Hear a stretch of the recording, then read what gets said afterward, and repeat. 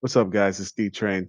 Today, I wanted just to give a few tips and hints to people who are just starting the game on how they could possibly be a little bit more competitive when they first start.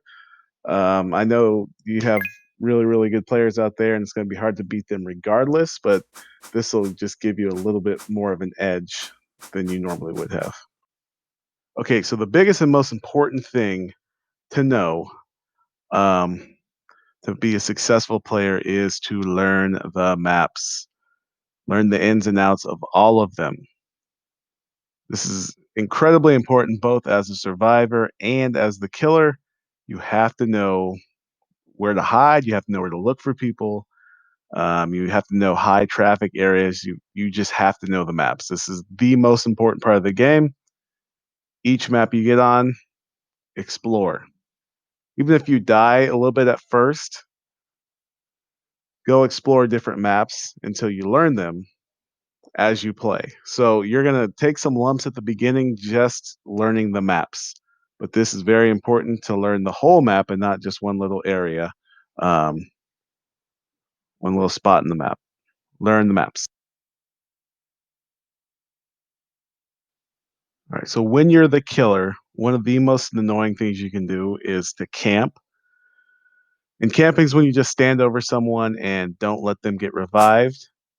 And also don't target them. So that means if they get revived, don't go chasing them like I'm doing here to get them again. This is another form of camping. It's called distant camping. So while you camp, while you're sitting next to someone, they won't die because you're too close to them. However, if you stand about 20 feet away, they will die. That's what we call distant camping. Do not do that. That is the biggest way to get people upset with you on the server, and it's not fun for anyone. Now, I did this on my private server with friends, and I told them before what I was doing. Another thing, if you're a killer, you want to have a plan to cover the map. So don't just start running around all crazy and hope to see someone. Start at one end of the map, and this goes back to knowing the map. Start at one end, and you can say pizzeria. If I start in the back room, I'm going to cover every locker. I'm going to cover the vents, and then I'm going to work my way forward towards the pizza place. Now, there are escape areas by the bathroom, so that means you'll have to, after you do your loop the whole map, you have to go back and do it again to make sure that no one escaped back to the back area. So have a plan of how you're going to attack. Also, you'll have to use your peripheral vision. You can't get tunnel vision and just chase one person. So if you're going after someone and you see people off to the side, you're going to want to go chase them too. So know where people are using your peripheral vision. So very important here. It's easy to get frustrated if you're a killer, especially if everybody's reviving. If you're in a room with a lot of guys that love to revive and double jump around, it's frustrating. Um, my advice is don't quit. Use all those opportunities as chances to get better at chasing people. And if you can chase those high level double jumpers, you can chase anybody. So use the opportunity to chase them to make yourself better each round.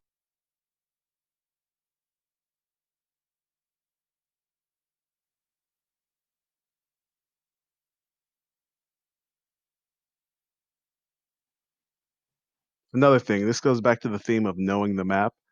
On each map, have a variety of hiding spaces. So not just one spot where you can hide and just run right back to. Have a place where if you get flushed from one hiding space, you can go to the other. Um, on this particular clip, it's fairground, so I'm hiding on top of the carousel, and then I went and hid in the tent.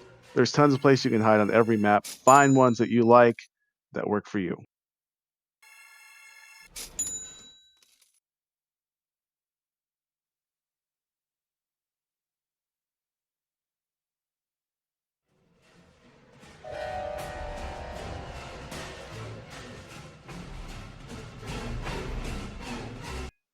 All right, find out what the high traffic areas are and avoid those areas. This one's night school. You usually want to stay away from the gym and the cafeteria. Find those areas on every map and stay away.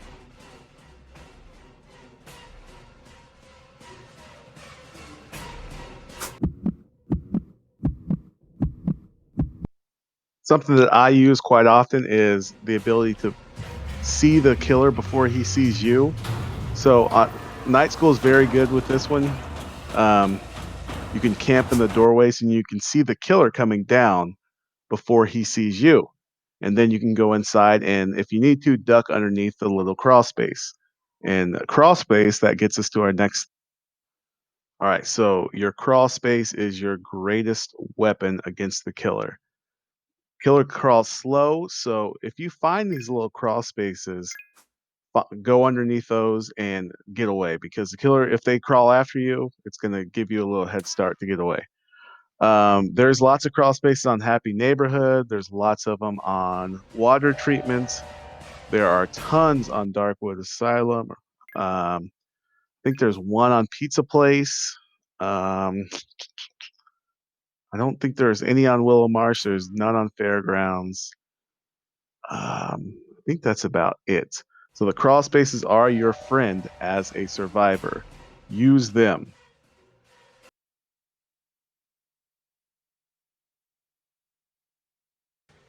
Okay, so when you are reviving, um, the tendency might be to just to run out there and get the revive. First, you have to assess the situation. So you have to locate where the killer is, maybe hide behind a wall or a fence, see where the killer is because maybe they're camping, maybe they're nearby, and then go when it's safe. Don't just run out there because you make yourself an easy target.